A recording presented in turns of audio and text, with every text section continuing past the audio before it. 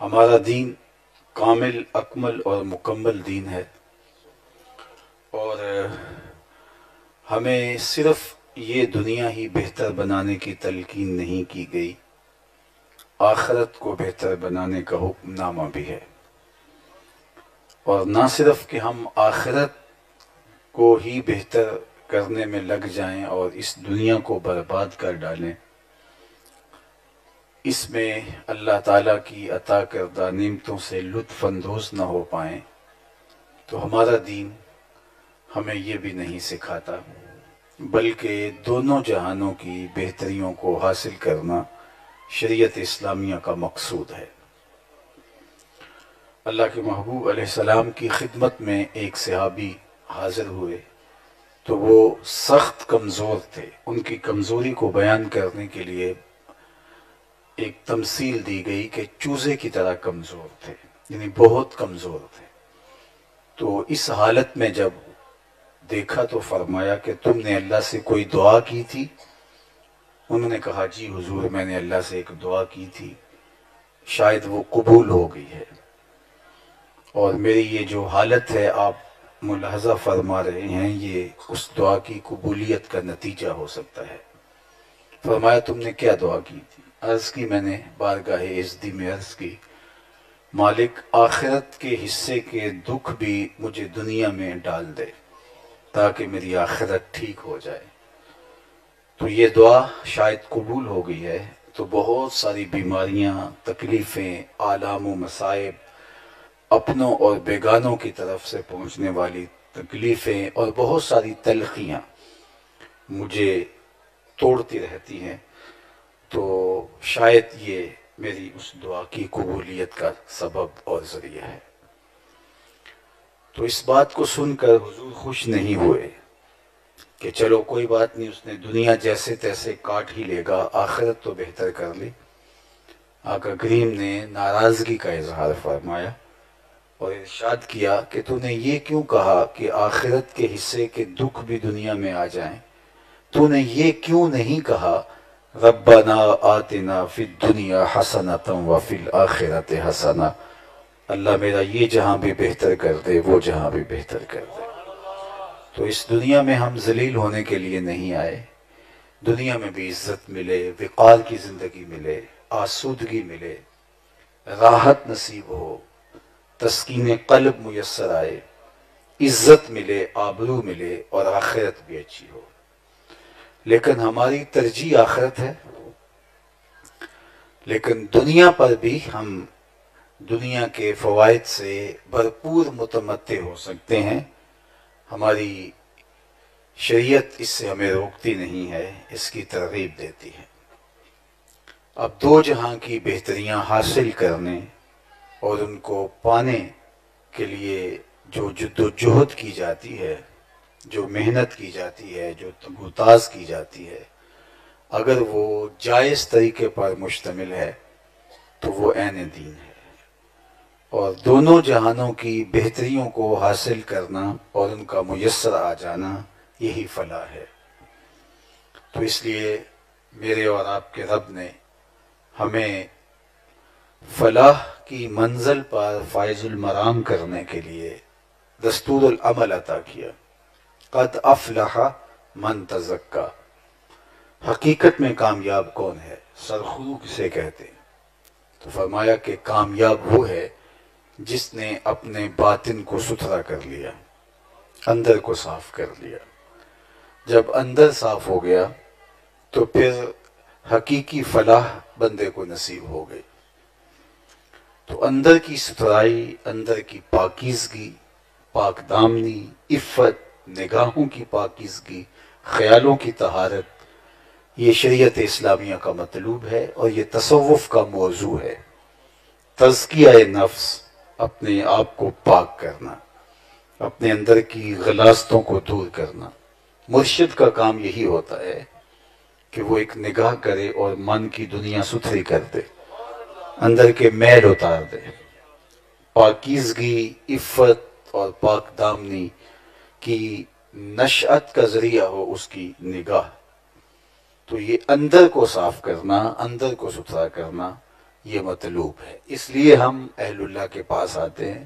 ہمیں پتہ ہے نماز پڑھنی چاہیے، ہمیں پتہ ہے دیگر اعمال خیر بجا لانے چاہیے، لیکن اس کے باوجود ہم اہل اللہ کی صحبت میں آ کے کیوں بیٹھتے ہیں؟ اس لیے کہ ان کے وجود کی برکت سے ہمارے باطن میں روشنی آئے گی اور اندر کے میل اتریں گے، اندر صفائی ہوگی، ستھرائی ہوگی، عمل کرنا بھی آسان ہوگا اور خلوص کا نور بھی باطن کو نصیب ہوگا۔ اس لیے جو صحبت کا رنگ ہے وہ بہت گہرا ہوتا ہے۔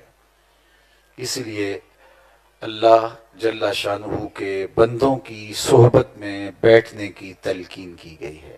بنی اسرائیل کا وہ شخص جس نے 99 قتل کیے تھے اور پھر وہ ایک جاہل صوفی کے پاس گیا اور کہا کہ میں 99 شخص قتل کر چکا ہوں، تو کیا میری توبہ ہے؟ تو اس نے کہا یہ تو نہیں ہو سکتا، تو اس نے اس کو بھی قتل کر دیا۔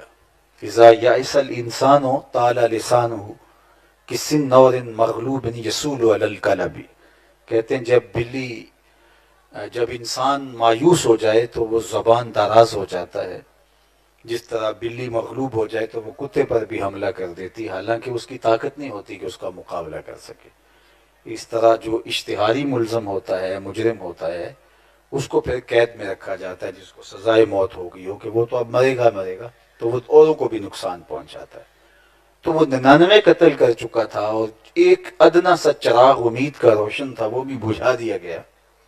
تو اس نے کہا کہ جب میں نے جانا ہی دوزخ میں ہے تو پھر 99 کے اور 100 کے اس کو بھی کاٹ دیا اور 100 کا عدد پورا کر دیا۔ لیکن وہ چنگاری سینے کے اندر ابھی بھی روشن تھی، وہ امید کا چراغ بجھا نہیں۔ پھر کسی اور کے پاس گیا اور وہ صاحب کمال تھا، عالم بھی تھا، صوفی بھی تھا، اور اس کو جا کے کہا کہ میں 100 اشخاص کا قاتل ہوں، تو کیا میرے لیے توبہ ہے؟ تو اس نے جو کہا وہ یہ تھا کہ فلاں بستی میں چلا جا، وہاں اللہ کے نیک اور پاکیزہ لوگ رہتے ہیں، جا کے ان کی صحبت میں زندگی گزار، تیرا دل صاف ہو جائے گا اور اللہ تیرے گناہ معاف کر دے گا۔ پھر وہ ان اللہ کے بندوں کی صحبت میں کچھ وقت رہنے کے لیے گھر سے چلا تھا، اور پھر آپ نے وہ روایت سنی ہے کہ ابھی آدھا راستہ اس نے طے کیا تھا، بلکہ آدھے سے کچھ کم ہی فاصلہ تھا کہ پیغام موت آ گیا، اور پھر وہ گرتا گرتا تھوڑا سا آگے ہو گیا، تو اللہ نے اس کی مغفرت فرما دی کہ وہ ان پاک بندوں کی صحبت پانے کے لیے گھر سے نکلا تھا۔ تو اہل اللہ کی صحبت، اچھے لوگوں کی صحبت باطن کی صفائی کا ذریعہ ہے۔ حضرت شیخ مجدد الفسانی علیہ رحمہ فرماتے ہیں کہ اولیاء کی صحبت کبریت احمر کا درجہ رکھتی ہے، سرخ گندک کی طرح ہے، تو یہ اندر کے سارے میل جلا دیتی ہے، باطن کو ستھرا کر دیتی ہے، پاکیزگی کا سبب بن رہی ہے۔ اور ہمارا مقصود ہے کہ ہمارا اندر ستھرا ہونا چاہیے۔ ہمارا ظاہر تو بہت اچھا ہے، لباس بھی بڑا اجلا ہے، ہم نے اپنی وضاقتہ بھی بہت اچھی رکھی ہوئی ہے، ہمارا مکان، ہمارے صحن، ہماری بیٹھنے کی جگہیں سب اچھی ہیں، لیکن اندر اتنے میل ہیں، اتنی خرابیاں ہیں، تو کیا فائدہ باہر کی ستھرائی کا اگر اندر ہی گند پڑا ہوا ہو؟ پیکنگ بہت اچھی ہے لیکن اندر کچھ نہیں ہے۔ اللہ کے محبوب تشریف فرما تھے کہ ارشاد کیا کہ اگر کسی نے جنتی دیکھنا ہے تو دروازے پہ دیکھے، جو پہلا شخص مسجد میں داخل ہوگا وہ جنتی ہوگا۔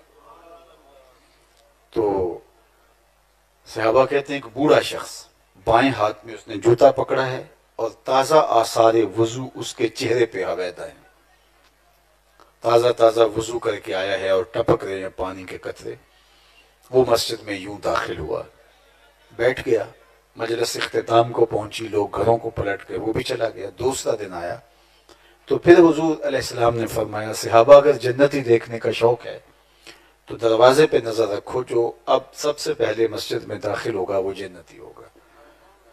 تو فرماتے ہیں کہ ہم نے سوچا کہ دیکھیے آج کون خوش نصیب ہے، دیکھا تو وہی کل والے بزرگ، اور حالت بھی وہی کہ بائیں ہاتھ میں جوتا پکڑا ہے اور تازہ وضو چہرے پہ نمایاں ہے۔ تیسرا دن آیا تو پھر فرمایا لوگوں اگر جنتی دیکھنا ہے تو دروازے پہ دیکھو، تو وہی بزرگ اسی حالت میں تشریف لائے۔ حضرت عبداللہ رضی اللہ تعالیٰ عنہ فرماتے ہیں کہ جب مجلس اختتام کو پہنچ دی تو لوگ گھروں کو پلٹنے لگے، تو میں ان بزرگوں کے پیچھے چل پڑا۔ تو انہوں نے مجھے اپنے پیچھے آتا ہوا دیکھا تو رکے اور پوچھا کہ بتائیے۔ میں نے کہا کہ میں کوئی 3 دن آپ کے ساتھ رہنا چاہتا ہوں، آپ کا مہمان بننا چاہتا ہوں۔ انہوں نے کہا کوئی بات نہیں، آ جاؤ۔ کہتے میری لالچ تھی کہ میں دیکھوں کہ یہ عمل کون سا کرتا ہے۔ آخر حضور نے فرمایا ہے کہ جنتی دیکھنا ہے تو دروازے پر دیکھو، اور 3 دن یہی دکھائی دیتا رہا تو کوئی خاص بات تو ہوگی، کوئی خاص عمل تو ہوگا۔ تو میں اس عمل کی ٹو میں اس کے پیچھے چلا۔ خیر وہ مجھے گھر لے گئے اور رات پڑی، جب سونے لگے تو مجھے بستر ڈال دیا اور خود بھی بستر پہ لیٹ گئے، اور میرا خیال تھا کہ میں دیکھوں کہ یہ عبادات کتنی کرتے ہیں، نوافل کتنے پڑھتے ہیں۔ میں تاثر یہ دیا کہ میں سو رہا ہوں، جس طرح کوئی خراٹے لے رہا ہو، لیکن میں سویا نہیں تھا، میں جاگ رہا تھا، اور میری آرزو تھی کہ میں دیکھوں کہ یہ کس طرح کی عبادات کر رہے ہیں۔ لیکن میں نے دیکھا کہ وہ سو رہے تھے، اور ساری رات وہ سوئے ہی رہے، الا یہ کہ جب وہ کروٹ بدلتے تھے تو اللہ کا نام لیتے تھے۔ اس کے علاوہ ان کی ساری رات گزر گئی۔ صبح اٹھے، میں بھی اٹھا، نماز فجر ہوئی، اس کے بعد ناشتہ کیا، باغ میں چلے گئے، سارا دن یوں ہی گزرا۔ میرے اور ان کے معمولات میں کوئی فرق نہیں تھا۔ میں نے سوچا ہو سکتا ہے میری وجہ سے انہوں نے گزشتہ روز کے اعمال ترک کر دیے ہوں، لیکن جو عادی ہوتا ہے وہ بڑا مشکل ان کو ترک کر سکتا ہے۔ تو ایک دن تو کر لیا، چلو آج صحیح۔ تو دوسرے دن میں نے پھر غور کیا تو پھر وہ ساری رات سوئے رہے، صرف کروٹ بدلے تو اللہ کا نام لے۔ اگلا دن گزر گیا، پھر تیسری رات آئی تو پھر میں طاق میں رہا، تو وہ کروٹ بدلے تو اللہ کا نام لے، اس کے علاوہ کوئی نوافل، کوئی ایسی چیز میں نے نہیں دیکھی۔ خیر ناشتہ ہوا تو میں الوداع کیا اور کہا بزرگوں میں آپ کے پاس جو رہنے کے لیے آیا تھا اس کی ایک وجہ تھی کہ اللہ کے محبوب علیہ السلام نے فرمایا تھا اگر کسی نے جنتی دیکھنا ہے تو دروازے پر دیکھو، اور 3 دن آپ ہی تشریف لاتے رہے، تو مجھے خیال تھا کہ کوئی خاص عمل ہوگا، اور اس کی ٹو میں آپ کے پاس 3 دن گزارے ہیں، لیکن مجھے تو کوئی خاص بات نہیں ملی۔ تو انہوں نے کہا کہ اگر تم اور بھی میرے پاس رہتے تو تمہیں کوئی اور ایسی بات نہ ملتی، اور میں تمہیں بتاؤں کہ میرے یہی معمولات